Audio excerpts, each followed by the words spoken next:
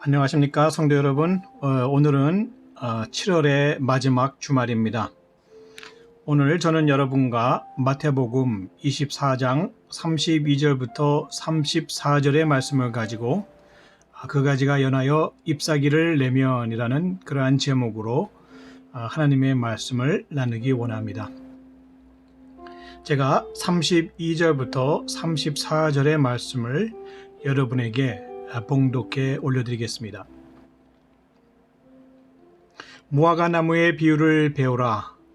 그 가지가 연하여 지고 잎사귀를 내면 여름이 가까운 줄을 아나니 이와 같이 너희도 이 모든 일을 보거든 인자가 가까이 곧 문 앞에 이른 줄 알라.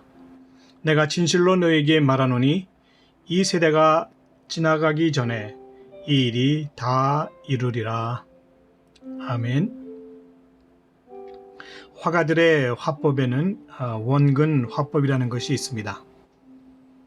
원근 화법이라는 것은 사물을 그릴 때에 평면적으로 그리는 것이 아니라 가까운 곳의 사물은 아래쪽에 큼직하게 그리고 먼 곳의 사물은 위쪽에 자그마하게 그려서 이렇게 보는 사람으로 하여금 입체감과 그리고 원근감을 느낄 수 있도록 그림을 그리는 화법을 이야기하는 것입니다. 오늘 우리가 읽은 본문 마태복음 24장과 또 그 뒤에 계속 이어지는 25장은 마치 이와 같은 원근 화법을 이용하여서 그린 그러한 그림과도 같습니다.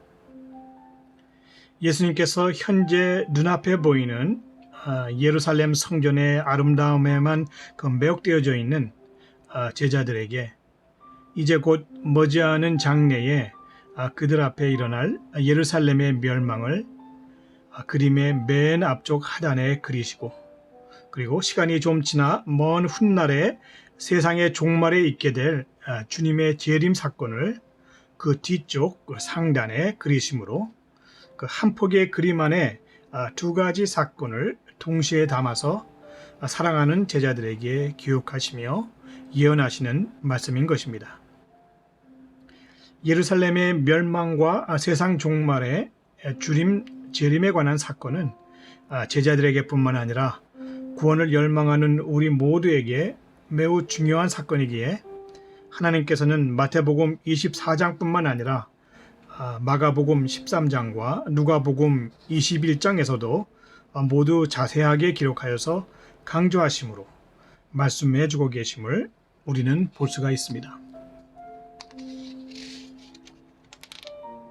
마태복음 24장 1절을 보니 제자들은 아름다운 돌과 그리고 풍족한 헌물들로 지어진 크고 웅장한 예루살렘 성전을 굉장히 흡족히 여기면서 자랑스럽게 생각하여 예수님께서 이제 성전을 나와 가실 때에 성전 건물을 가리켜 보이려 하였음을 우리가 알 수 있습니다. 하지만 예수님의 성전에 대한 생각은 이러한 제자들과는 전혀 달랐습니다. 예수님에게는 성전은 외형적인 건물 이상의 내면적으로 그리고 영적으로 숨겨진 깊은 의미가 있는 그러한 대상이었던 것입니다. 우리는 여기서 먼저 이제 예루살렘 성전에 대한 간단한 역사적인 배경을 잠시 살펴보고 가도록 하겠습니다. 하나님으로부터 택함을 받고 하나님을 섬기던 이스라엘 백성들은 출애굽 이후에 모세를 통하여서 광야에서 하나님의 주신 율법을 받고 그 이후에 이제 하나님의 그 명령에 따라 하나님의 설계에 따라 장막으로 성소를 지어서 그들이 가는 곳 어디에서나 하나님을 모시고 제사드리며 그리고 예배를 드렸습니다. 이와 같이 성전은 하나님을 모신 곳이었고 그리고 하나님이 이스라엘 백성들과 함께 거하시는 그러한 하나님의 집이었던 것이죠. 이러한 이스라엘 백성들에게 돌과 나무와 아름다운 그러한 재료들로 한 곳에 고정적으로 세워진 그러한 성전이 지어진 것은 솔로몬 시절에 이르러서였습니다. 이스라엘의 그 제1성전은 솔로몬 성전으로서 솔로몬 왕이 주전 949년경에 성전을 지어 하나님께 봉헌하였고 또 주전 586년 이제 바벨론의 유다 침공 때에 유다가 패망함으로 인해서 예루살렘은 완전히 파괴되고 없어져 버리고 말았습니다. 그 후 이스라엘 백성들은 바벨론에 끌려가서 70년의 포로 생활을 하였고 다시 그들의 본토에 돌아온 후에 이제 주전 526년경 그 당시 그들의 지도자였던 대제사장 여호수아와 그리고 유다의 총독이었던 스룹바벨에 의해서 제2성전이 이제 무너진 옛 성전터 위에 다시 재건되게 되어졌습니다. 이것이 바로 스룹바벨 성전인 것입니다.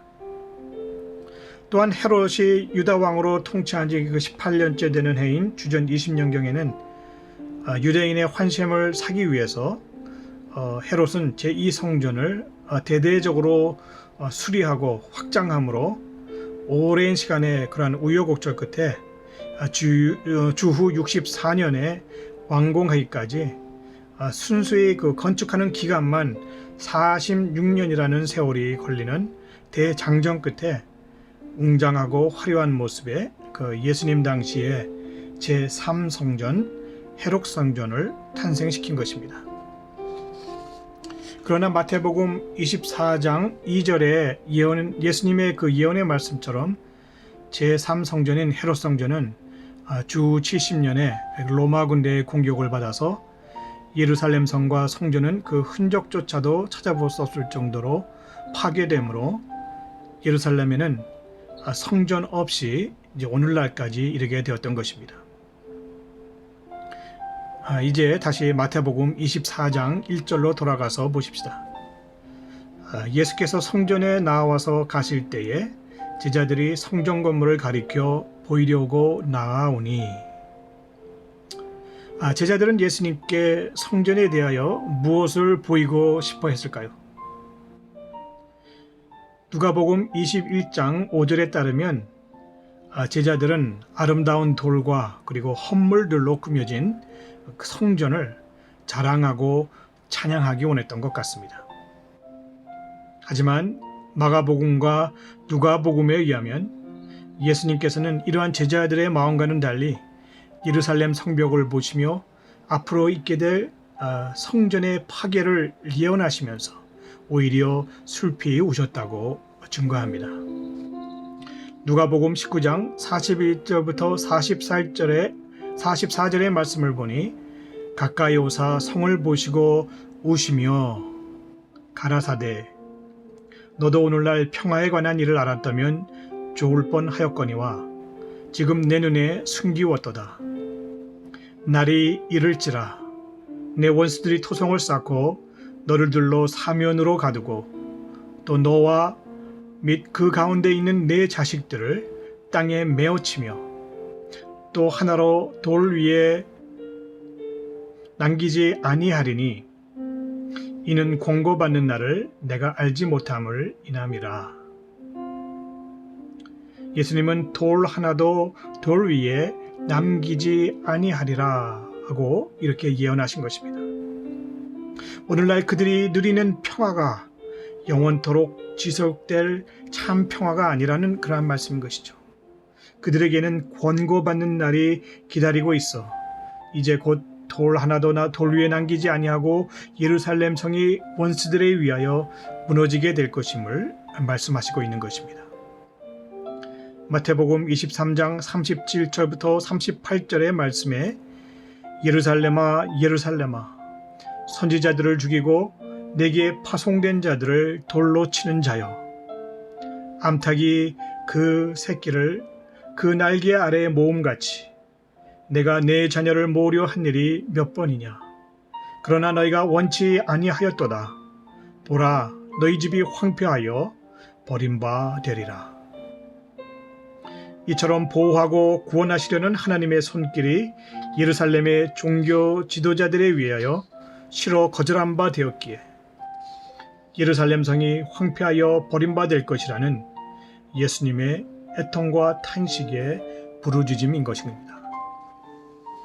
너희가 이 성전을 헐라 내가 4월 동안에 일으키리라. 요한복음 2장 19절에는 이렇게 말씀하신 것을 기억하시죠? 이 말씀은 예수님이 이스라엘 백성을 구원하기 위하여 예루살렘에 오셨지만 그들이 예수님을 싫어하여 예수 그리스도를 십자가에 내어줌으로 십자가에 못 박혀 죽게 하였고 그 십자가에서 죽이신 예수님이 이제 3일 만에 부활하실 것을 가리키시는 그러한 예언의 말씀이었던 것입니다. 하지만 사람들은 이 말씀이 예수님이 성전된 자기 육체를 가리켜 하시는 말씀인지를 도무지 이해할 수가 없었습니다.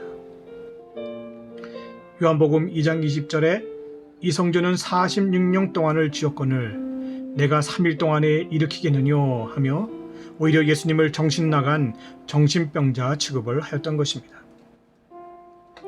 예수님은 이처럼 자신의 몸을 성전에 비유하여 말씀하시면서 자신이 십자가에 못 박혀 죽으시고 3일 만에 부활하실 것을 예언하시는 동시에 또한 로마에 의해서 실제로 예루살렘 성전이 무너질 것을 예언하셨습니다. 하나님이 우리 안에 거하시는 하나님의 집, 하나님의 성전. 하지만 이러한 개념의 성전이 예수님께서 십자가의 죽음에서 부활하시고 승천하신 후에는 새롭게 변화되었습니다. 예수님께서는 우리들 성도들의 몸을 하나님이 거하시는 성전이라 칭하여 주셨고 이제 더 나아가 성전인 그러한 성도들의 유기적인 모임인 우리들 교회를 바로 성전으로 삼아주신 것입니다. 이는 고린도전서 3장 16절에 잘 나타나 있습니다. 너희가 하나님의 성전인 것과 하나님의 성령이 너희 안에 거하시는 것을 알지 못하느냐. 또 바울은 에베소 교회에게 보낸 그의 편지에서 이렇게 기록하고 있습니다. 그의 안에서 건물마다 서로 연결하여 주 안에서 성전이 되어가고 너희도 성령 안에서 하나님의 거하실 처소가 되기 위하여 예수 안에서 함께 지어져 가느니라. 성전을 나오신 예수님과 제자들이 감람산에 이르렀을 때에 제자들이 예수님께 조용히 나와 묻습니다. 어느 때에 이런 일이 있겠사오며 또 주의 임하심과 세상 끝에는 무슨 징조가 있사오리까? 제자들은 먼 장래에 이루어질 말세의 일들을 예수님께 설명해 달라는 것입니다. 바로 코앞에 이른 예수님의 십자가의 죽으심에 대한 예언도 선뜻 이해하지 못하는 제자들이 이제 세상 끝에 있을 말세의 일들을 예수님께 묻고 있는 것입니다.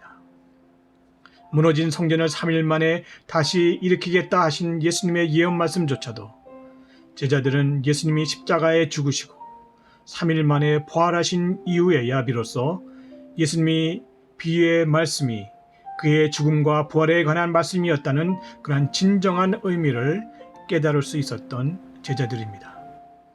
이처럼 앞으로 있을 장래에 대한 예언의 말씀들은 우리의 지적인 능력이로는 깨닫기가 불가능한 일들인 것입니다.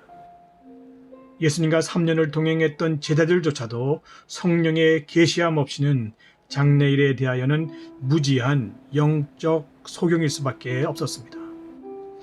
오직 하나님의 영이신 성령님께서 계시하여 주시는 만큼만 우리들은 장래에 이루어질 일들에 관한 예언의 말씀들을 깨달을 수 있게 되는 것입니다.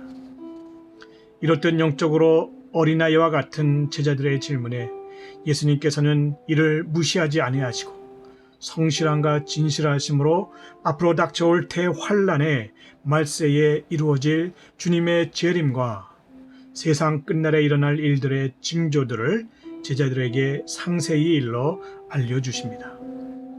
오늘날 우리들의 모습이 이러한 영적 무지의 제자들의 모습은 아닐까요? 예수님과의 영적 친밀함이 없이 교리적으로 그리고 머릿속에 이론적으로만 예수님을 알고 있는 영적 소경의 모습 말입니다. 특별히 종말론적 묵시의 말씀인 예언의 말씀들을 이해하기 위해서는 우리들은 성령 충만함으로 예수님과의 개인적인 친밀한 교제를 가져야만 하는 것입니다. 매 순간순간 주님과 동행하며 친밀한 관계를 맺고 주님의 마음을 알아서 주님의 음성을 듣는 성령 충만한 영성 깊은 삶이 생활화되어져 있지 않고는 설사 우리가 어려운 말씀들을 매일 읽고 듣는다고 하여도 그 의미를 알 길이 전혀 없는 영적 소경으로서 우리들이 마지막 때를 이기는 자와 그리고 승리한 자로 살아가는 것은 절대적으로 불가능한 일일 것입니다. 그동안 말로만 듣고 읽고 그저 먼 앞날에 있을 장래의 일로 생각했던 말세의 징조들이 이제 우리들 삶의 현실이 되어서 우리들 삶의 한복판에 덜커덕 찾아왔습니다. 세상 종말의 징조에 대한 기사가 마태, 마가, 누가 이렇게 세 권의 공관복음에 공통적으로 기록되어져 있음을 앞서 말씀드린 바 있습니다.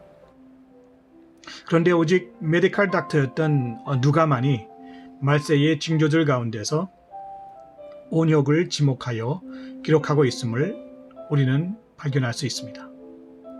코로나 바이러스로 인한 전 세계적인 온역의 고통을 현재 뼛속 깊이 겪고 있는 우리들이기에 온역이라는 말세의 징조에 유난히 민감하게 반응하며 주님의 재림의 때가 가까워왔음을 느끼게 되는 것 같습니다.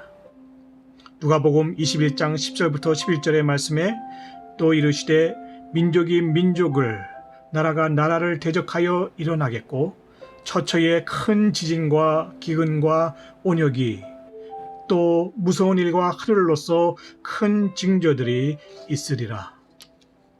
이제는 이러한 것들이 책 속의 남의 이야기가 아니라 성경 말씀처럼 바로 우리들 현실의 삶 속에 인종 간에 그리고 민족 간의 갈등이 심화되고 있으며 또한 미국과 중국 등 나라와 나라 사이의 분쟁과 불신의 골은 날로 깊어만 가고 있는 것입니다. 그로 인해 자칫 세계적인 전쟁으로 확산되지는 않을까 그러한 염려가 앞서는 것입니다. 게다가 세계 곳곳에 큰 지진들의 보고가 잇따르고 있으며 때 아닌 맥대기 때들의 창궐로 인해서 농산물들의 수확에도 큰 위협을 받고 있다는 소식들이 속속 들려옵니다. 뿐만 아니라 멈출 줄 모르는 기세로 전 세계를 휩쓸고 있는 코로나 바이러스로 인한 전염병의 끝은 과연 그 끝이 어디인지조차 알 수 없는 실정인 것입니다. 이와 같이 우리 주변에 일어나고 있는 사건들을 살펴보면 분명 성경에서 밝히고 있는 말세의 징조들 한 사건 한 사건이 우리들 삶 가운데에 분명하게 일어나고 있음을 확인할 수 있습니다. 이와 같은 사실들은 우리가 말세를 살아가는 말세의 성도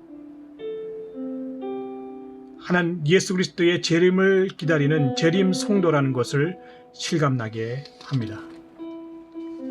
하지만 이러한 징조들이 세상의 끝이 아니라 마지막 심판의 때에 있을 재난의 시작일 뿐이라고 성경은 말하고 있습니다. 이러한 일들이 먼저 일어나야만 비로소 환난의 때가 시작된다는 것입니다. 그러므로 이미 시작된 말세의 징조들이 우리들을 아무리 힘들게 하여도 앞으로 닥칠 본격적인 심판의 환난에 비하면 이는 아무것도 아니라는 것을 알 수 있는 것입니다. 그러하기에 우리들은 단련과 훈련을 통하여서 대환난을 이겨낼 만한 우리들 믿음의 영적인 근육을 길러야 하는 것입니다. 앞으로 있을 마지막 때에는 이제껏 우리들이 경험하지 못한 커다란 환난이 전 세계적으로 닥칠 것이라는 그러한 성경의 말씀이 있습니다. 우리는 그러한 환난을 7년 대환난이라고 부르고 있는 것이죠. 7년 대환난이라는 단어가 직접적으로 성경에 기록되어 있지는 않지만 우리가 대환난이라고 부르는 것은 그날이 성경이 말한 바처럼 멸망의 날이며 형벌의 날이고 큰 환난과 하나님의 맹렬한 진노가 있는 그러한 날이기 때문인 것입니다. 오늘 우리가 읽은 본문 말씀 마태복음 24장 32절부터 34절의 무화과 나무의 비유가 하늘의 천사도 모르고 하늘도 모르고 오직 하나님만이 아시는 환난의 때를 가늠해 볼 수 있는 성경적 단초를 우리에게 제공합니다. 무화과 나무의 비유를 배우라. 그 가지가 연하여지고 잎사귀를 내면 여름이 가까운 줄을 아나니 이와 같이 너희도 이 모든 일을 보거든 인자가 가까이 곧 문 앞에 이른 줄을 알라. 내가 진실로 너에게 말하노니 이 세대가 지나기 전에 이 일이 다 이루리라. 내가 진실로 너에게 말하노니 이 세대가 지나기 전에 이 일이 다 이루리라. 이 말씀은 우리에게 이루소서 어느 때에 이런 일이 있겠사오며 또 주의 임하심과 세상 끝에는 무슨 징조가 있사오리까? 라는 그 제자들의 질문에 대한 우리 주님의 대답이신 것입니다.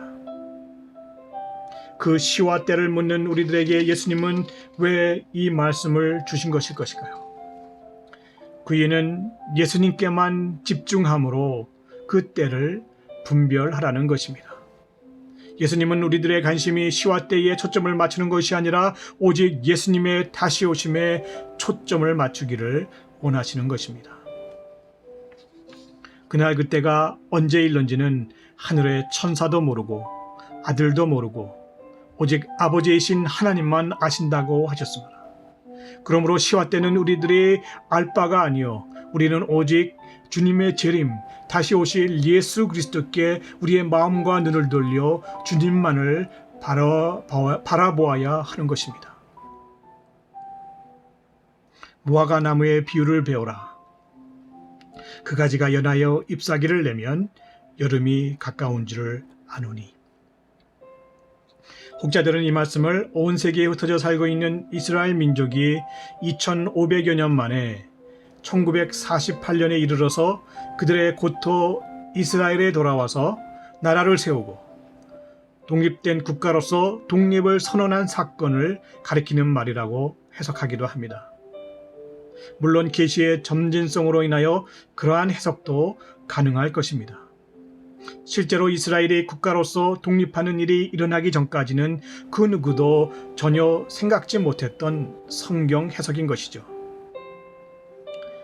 하지만 여기서 저는 성경 말씀 그대로를 문자적으로만 생각해 보기로 원합니다. 그렇게 해석하여도 예수님이 원하시는 바를 우리가 충분히 깨달을 수 있기 때문입니다.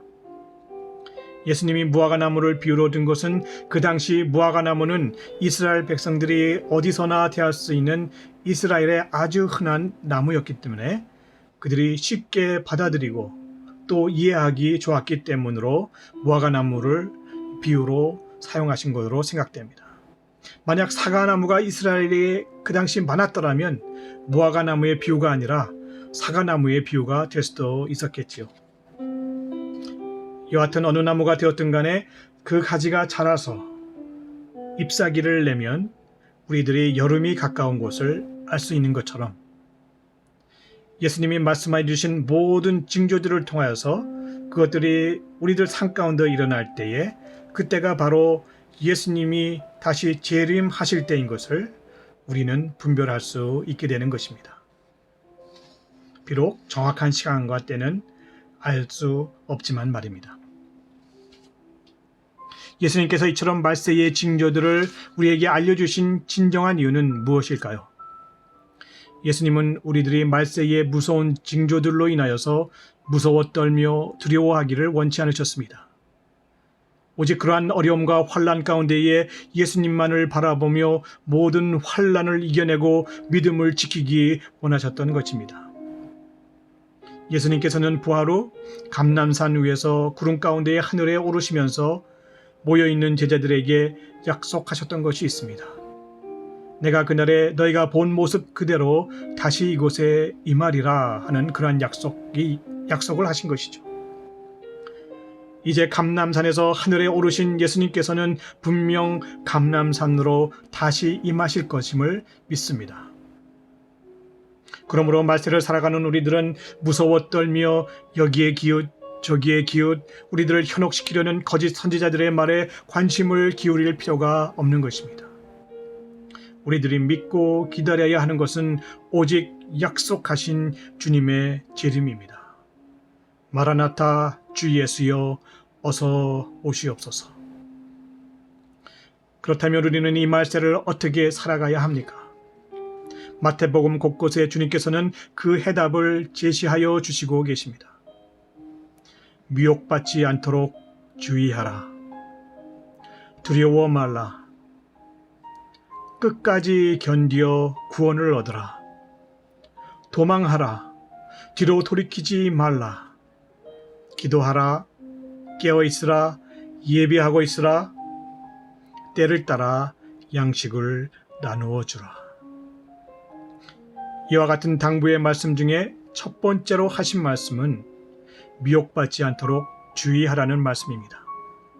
이 말씀을 첫 번째로 우리에게 주신 이유는 말세에는 우리들을 미혹하는 미혹의 영이 강하게 역사하기 때문인 것입니다. 많은 거짓 선지자들이 나타나 할 수만 있으면 우리 성도들을 미혹하여 걸려 넘어지도록 모든 수단과 방법을 가리지 않고 날뛸 것입니다. 요즘은 사단도 멀리 갈 것 없이 집에 앉아 재택근무를 합니다. 왜냐하면 우리들의 손안에 핸드폰이 항시 들려져 있기 때문입니다.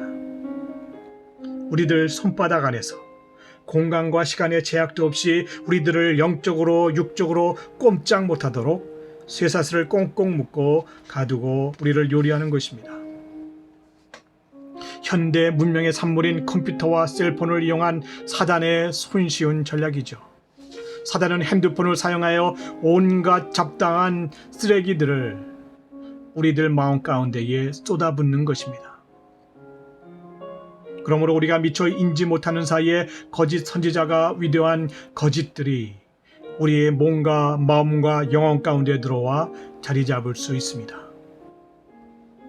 이것이 심각한 문제인 것은 한번 우리 안에 들어온 것은 그것이 무엇이든지 어떠한 형태로든 다시 우리 몸 밖으로 배출된다는 것입니다. 욕이 들어오면 욕이 나갑니다. 음란이 들어오면 음란의 행동들이 나아갑니다. 진리는 삶의 양식으로서 우리에게 생명으로 작용하겠지만 이처럼 거짓은 우리의 영혼을 피폐하게 하고 우리들이 하나님을 떠나 멸망의 길로 발걸음을 옮기도록 인도하게 되는 것입니다. 우리 안에 들어온 거짓 진리는 우리가 알든 모르든 우리가 원하든 원치 아니하든 상관없이 무의식 가운데에 우리들 삶에 영향을 미치도록 되어 있기에 무서운 것입니다. 우리가 정신 차리고 있지 아니하면 아무리 예수님을 모시고 사는 그리스도인이라 할지라도 깜빡 속아 넘어갈 수밖에 없습니다. 그러므로 우리는 우리가 보고 듣는 것들을 주의하여 골라 들어야 하며 미혹받지 않도록 항상 종심하며 깨어 있어야 할 필요가 있습니다. 결론의 말씀을 맺겠습니다. 이 세대가 다 지나기 전에 이 모든 일들이 일어난다고 예수님은 말씀하십니다. 교회 시대의 끝은 예수님의 공중 재림과 더불어 끝이 납니다. 하지만 교회 시대의 끝은 종말이 아니라 새로운 시작을 알리는 것입니다. 예수님이 다스리시는 천년 왕국이 시작될 것이며 새 하늘과 새 땅에서 우리들은 주님과 더불어 영원히 살게 될 것입니다. 앞서 제자들은 성전에 관하여 많은 관심들을 기울였습니다. 앞으로 주님의 날이 이르게 될 때에 예루살렘은 회복되어지고 그곳에는 새로운 성전이 세워질 것입니다. 이는 다니엘 선지자의 예언이기도 한 것이죠. 하지만 그 성전에는 미운 물건이 선다고 합니다. 마태복음에서는 그것을 멸망에 가증한 것이 선다고 경고하고 있습니다. 멸망에 가증한 것이란 하나님을 대적하는 적그리스도의 형상을 딴 우상을 말하는 것입니다. 그것은 심지어 큰 기사와 이적을 행하며 말까지 하는 그러한 우상으로서 우리들을 조종하며 그에게 경배하도록 생명의 위협을 가하며 협박할 것입니다. 그렇다면 우리들 마음의 성전은 어떻습니까? 우리들 마음의 성전 그 가운데에 멸망에 가증한 것들이 주인되어 앉아있지 못하도록 우리 모두는 깨어 기도하십시다. 우리의 마음을 온전히 주님께만 올려드리는 저와 여러분 되시기를 이 시간 주님의 이름으로 축원드립니다. 내가 진실로 너에게 말하노니 이 세대가 지나기 전에 이 일이 다 이루리라. 이 세대가 지나기 전에 이 일이 다 이루리라. 기도하시겠습니다. 심판주 되시고 영원한 생명 되신 하나님 아버지, 우리들이 마지막 때를 살아가고 있습니다. 주님의 사랑과 말씀의 언약 가운데에 우리들 믿음을 끝까지 지켜 약속의 구원을 얻게 하시고 영원한 생명을 얻도록 은혜 베풀어 주시옵소서. 주님의 긍휼과 자비를 사모하오며 우리 주 되신 예수 그리스도의 이름으로 기도드립니다. 아멘.